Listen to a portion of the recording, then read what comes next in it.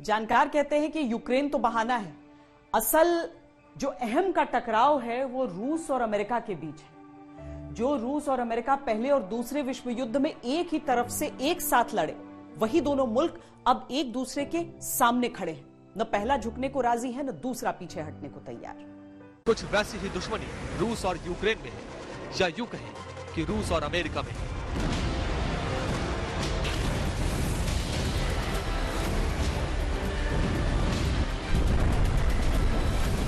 दुनिया की महाशक्तियां जब आस्तीनें चढ़ाकर आंखें करेर कर एक दूसरे के सामने खड़ी हो, तो विश्व युद्ध का खतरा दूर नहीं रह जाता है।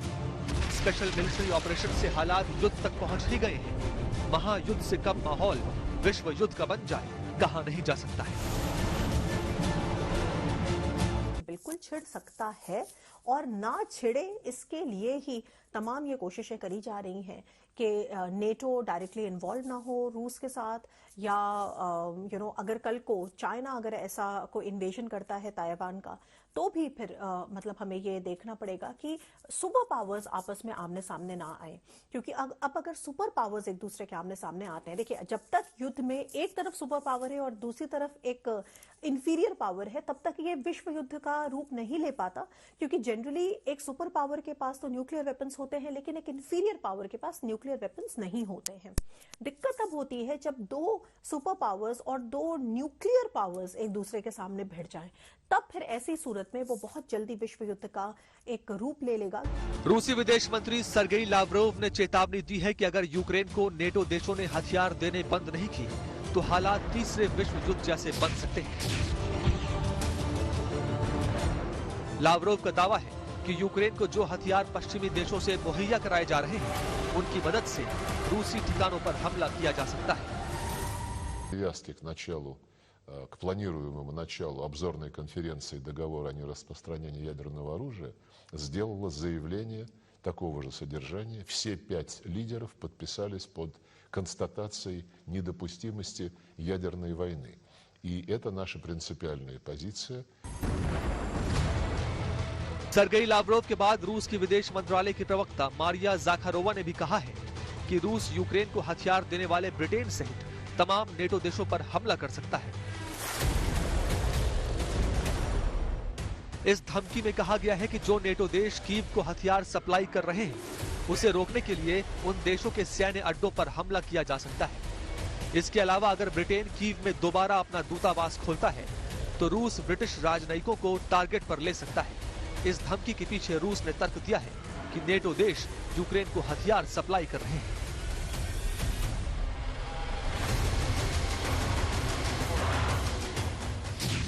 ज़ेलेंस्की लगातार पश्चिमी देशों से हथियारों की मांग कर रहे हैं।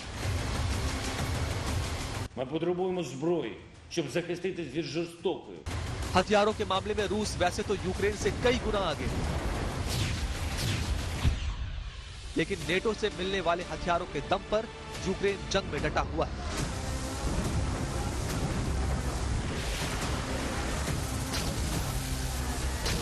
और रूस युद्ध खत्म नहीं कर पा रहा है।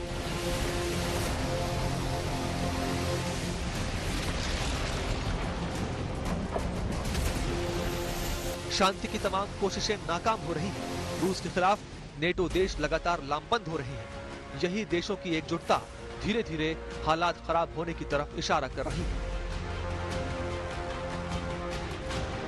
यूक्रेन की सेना के मुकाबले रूस की सेना ज्यादा बड़ी है और उसके पास हथियार भी ज्यादा हैं। ये बात सच है कि हथियारों के मामले में रूस और यूक्रेन का कोई मुकाबला नहीं है, लेकिन अगर नेटो देशों की ताकत यूक्रेन के साथ मिल जाती है, तो संतुलन बिगड़ जाता है।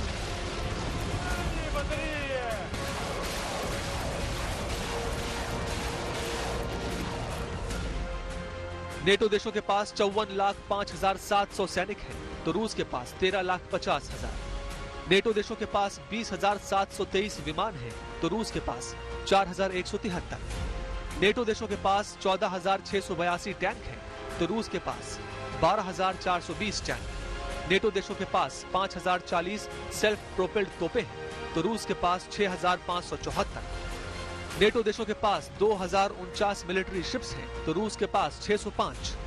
नेटो के पास 144 पनडुब्बियां हैं, तो रूस के पास 70। और अब सबसे निर्णायक, नेटो के पास 6065 परमाणु बम है, तो रूस के पास उन सबसे ज्यादा 6255।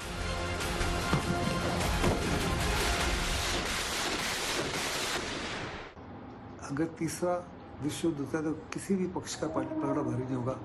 It be the greatest disaster for human kind.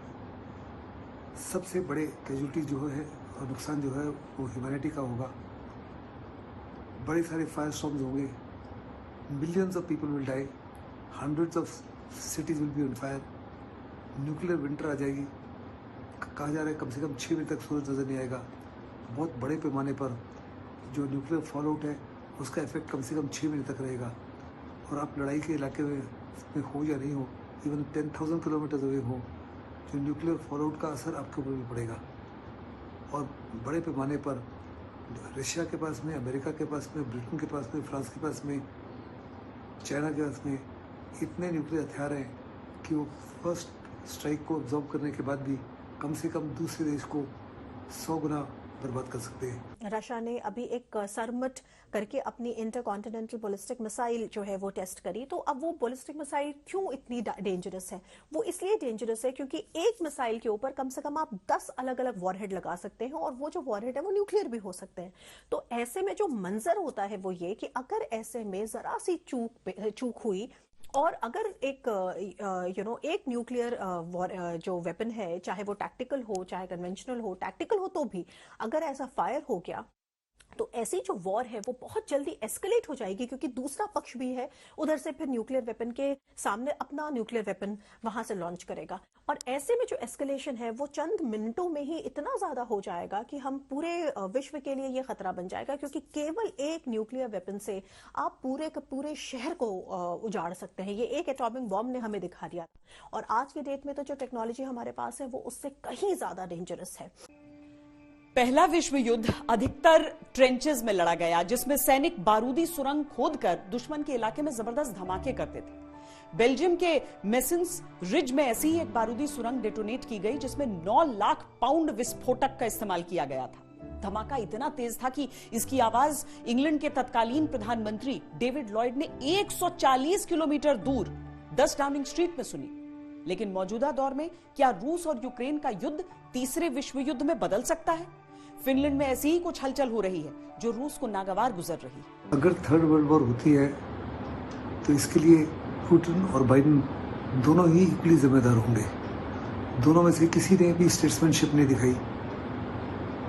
लड़ाई से शुरू होने से पहले बाइडेन ने पुतिन से तकरीबन 3 बार अलग अलग समय बातचीत की, लेकिन लड़ाई शुरू होने के बाद में तमाम कोशिशों के बावजूद भी, तमाम प्रेशराइजेशन के बावजूद भी बाइडेन जो है किसी हालत में पुतिन से बात करने के लिए तैयार नहीं है, पुतिन बाइडेन से बात करने के लिए तैयार नहीं। सब के सब नेटो के प्राइम मिनिस्टर्स, प्रेसिडेंट्स वगैरह जो हैं यूरोपियन यूनियन के, वो ज़ेलेंस्की से मिल रहे हैं, लेकिन पुतिन जो है ज़ेलेंस्की से बातचीत करने के लिए तैयार नहीं, और पुतिन जो है बाइडेन से तैयार नहीं।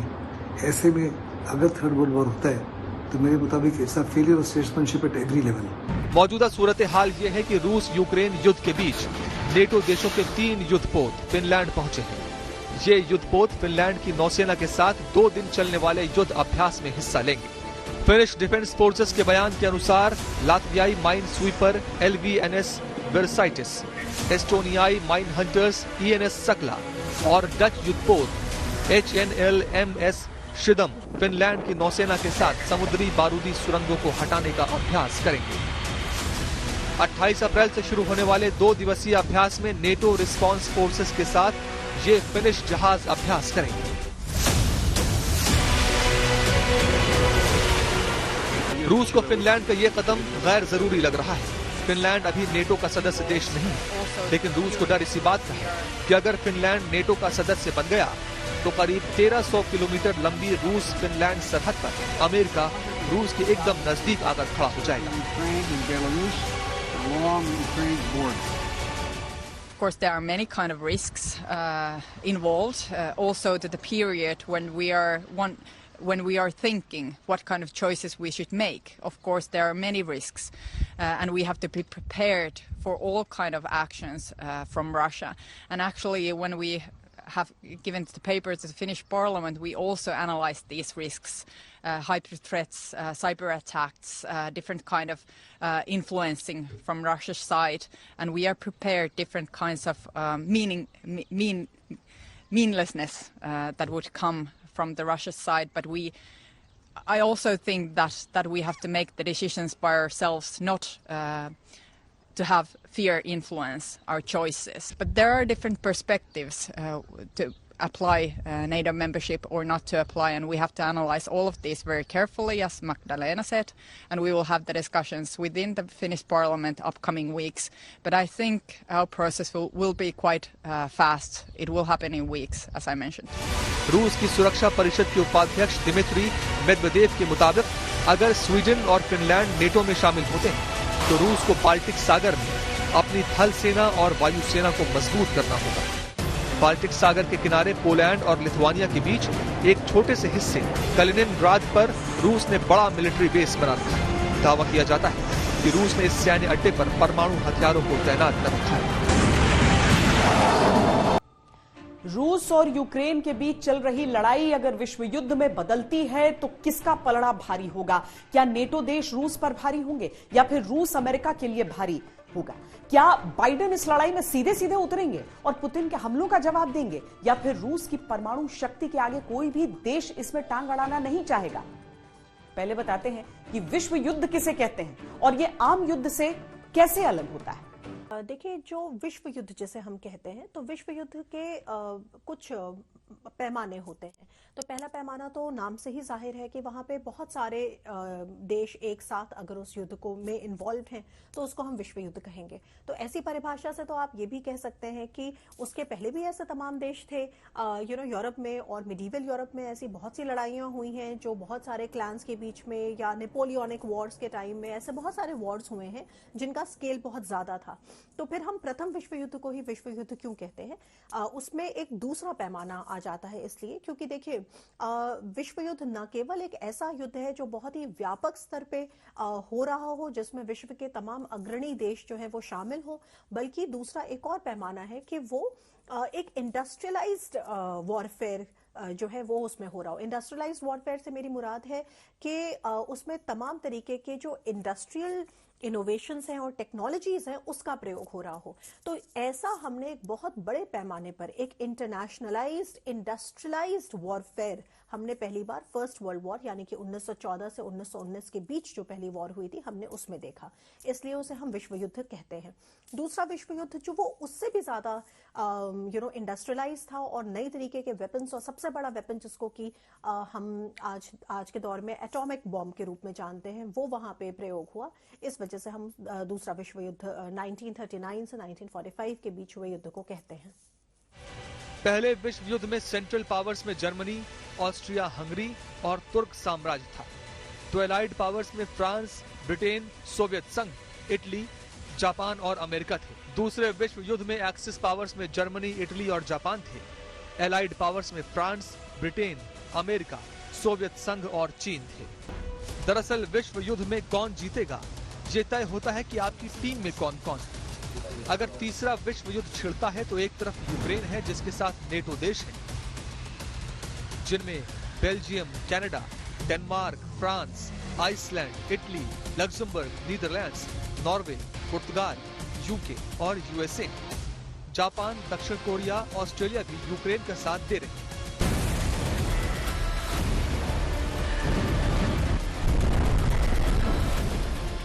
दूसरी तरफ है रूस, Cuba, Pakistan, Armenia, Kazakhstan, Kyrgyzstan, Tajikistan और बेलारूस भी रूस का ही साथ देंगे क्योंकि उनके बीच collective security treaty organization agreement है। इसका मतलब हुआ कि रूस पर हमला इन देशों पर हमला माना जाएगा। अजरबैजान भी रूस का साथ दे सकता है क्योंकि रूस ने आर्मेनिया अजरबैजान झगड़े में शांति कराई थी। ईरान रूस का साथ दे सकता है। सीरिया के खिलाफ युद्ध में ईरान रूस के साथ था। उत्तर कोरिया भी रूस का साथ दे सकता है। चीन तो रूस के साथ है। रूस भी अपने आप में एक सुपर पावर है और सुपर पावर होने के नाते इसके भी कई देशों से पहले से बहुत डीप स्ट्रेटेजिक इंटरेस्ट और इक्वेशंस बने हुए हैं। अगर पुराना जो यूएसएसआर था उसके जो पूरे टूटकर जब इंडिपेंडेंट कंट्रीज बने हैं तो मैक्सिमम जितने सो टूटकर स्टेट्स और कंट्रीज हैं वो सब अभी भी रशिया को सपोर्ट कर रहे हैं। साथ ही साथ 2011 में पुतिन ने एक ये भी बनाया था जो इकोनॉमिक फोरम जिसे कहते हैं AEU, जिसमें आज की तारीख में भी बेलारूस और कजाकिस्तान उनके मेंबर्स हैं। साथ ही साथ अगर आर्मेनिया ने, कजाकिस्तान ने, ताजिकिस्तान और उज्बेकिस्तान भी रूस के साथ एकदम खड़े हुए हैं। और रूस का एक बहुत बड़ा लॉन्ग टर्म एली है क्यूबा भी हमेशा रूस के पक्षदार ही रहता है। और जिस तरह से हमने देखा था इमरान खान जो पाकिस्तान के प्रधानमंत्री, जिस दिन यूक्रेन पर पहला अटैक भी हुआ था उस दिन पाकिस्तान भी वहां पे पहुंचा हुआ था, लेकिन पाकिस्तान का एक स्टेटस बहुत कंफ्यूज स्टेटस है तो उनका पता नहीं चलता है कि वो किस तरफ है और किस तरफ नहीं है। रही चाइना की बात, चाइना के बहुत इकोनॉमिक इंटरेस्ट डीप है रशिया के साथ, और साथ ही साथ जिस तरह से पश्चिमी देशों के साथ यूएस और नाटो ट्रूप्स के साथ चाइना का भी जो दिक्कतें हैं, जो चाइना खुल के सामने नहीं आ रहा है, लेकिन चाइना एक तरीके से रशिया के साथ अपने इक्वेशंस और बढ़ाने की कोशिश जरूर कर रहा है। दोनों तरफ टीमें बैलेंस्ड हैं, लेकिन जब टीमें संतुलित दिखती हैं तो फिर कुछ ऐसा होता है जो पूरे संतुलन को बिगाड़ देता है, जैसे अमेरिका ने दूसरे विश्व युद्ध में किया।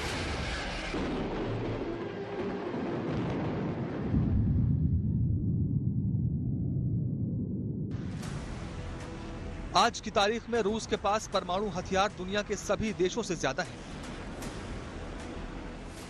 रूस के पास 6,257 परमाणु हथियार हैं, अमेरिका के पास 5,550, चीन के पास 350 परमाणु हथियार हैं, फ्रांस के पास 290, यूके के पास 225, पाकिस्तान के पास 165, भारत के पास 156, इजराइल के पास 90 और उत्तरी कोरिया के पास 40 से 50 परमाणु हथियार हैं।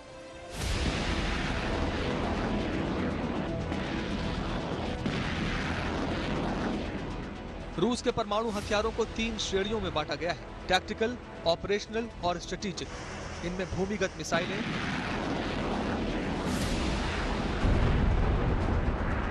पनडुब्बी से लॉन्च होने वाले और हवा में लॉन्च होने वाले हथियार शामिल हैं। पुतिन कई जगहों पर परमाणु ब्रीफकेस के साथ नजर आए हैं, जिससे बहस छिड़ गई कि रूस परमाणु हथियारों का इस्तेमाल करके विश्व युद्ध की शुरुआत कर सकता है, लेकिन रूसी विदेश मंत्री सर्गेई लावरोव इससे इनकार करते हैं। President Zelensky said that Russia plans to use tactical nuclear weapons. And वो तो बहुत कुछ कहते हैं, उनका कहना इस पर निर्भर करता है कि वो क्या पीते हैं और क्या फूंकते हैं। मैंने परमाणु हथियारों का जिक्र कभी नहीं किया। ज़ेलेंस्की कह रहे हैं तो उनके खुफिया सूत्रों को उन्हें कुछ खबर देनी चाहिए। मैं ऐसी किसी बात पर टिप्पणी नहीं कर सकता। Вся пятерка постоянных членов Совета Безопасности ООН नेटो रूस के साथ प्रॉक्सी वॉर में लगा हुआ है। युद्ध का मतलब है युद्ध। परमाणु हमले के जोखिम को कम करके नहीं आंकना चाहिए, और युद्ध खत्म करने का कोई भी समझौता काफी हद तक जमीनी सैन्य हालात पर निर्भर करता है। недопустимости ядерной войны. И это наша принципиальная позиция. परमाणु हमलों पर होने वाली बहस सीधे 1945 तक जाती है, जब पहली बार किसी देश पर परमाणु हमला हुआ था। 6 और 9 अगस्त 1945 को दूसरे विश्व युद्ध में अमेरिका ने जापान के शहर हिरोशिमा और नागासाकी पर परमाणु हमला किया था, और दोनों के दोनों शहर पूरी तरह से तबाह हो गए थे। सेकेंड वर्ल्ड वॉर के टाइम पे हमने और भी ज़्यादा हमने इंडस्ट्रियल स्ट्रैटेजीज़ को देखा, जैसे कि हमने एटॉमिक टेक्नोलॉजीज़ का इस्तेमाल पहली बार देखा। हमने और भी नए तरीके के रेडार्स को पहली बार हमने देखा कि रेडार्स का क्या महत्व होता है, सिग्नलिंग का क्या महत्व होता है। तो ये सब जो चीज़ें हैं ये बेसिकली किसी युद्ध को एक अलग तरीके का डायमेंशन देती हैं, और तब हम इनको एक वर्ल्ड वॉर कहते हैं। और दूसरा, ऑफ कोर्स हम इसे वर्ल्ड वॉर इसलिए भी कहते हैं क्योंकि इनके थ्रू जो डिस्ट्रक्शन होता है वैसा डिस्ट्रक्शन हमने पहले कभी नहीं देखा था। तो फर्स्ट वर्ल्ड वॉर में जितना डिस्ट्रक्शन हुआ वो अपने आप में बहुत परेशान करने वाला तथ्य है, लेकिन उसके बाद जो सेकेंड वर्ल्ड वॉर में हुआ उतना डिस्ट्रक्शन अभी तक मानव जाति ने किसी एक वॉर के जरिए नहीं देखा था। आज रूस और यूक्रेन के साथ कई देश तीसरे विश्व युद्ध के मुहाने पर खड़े हैं।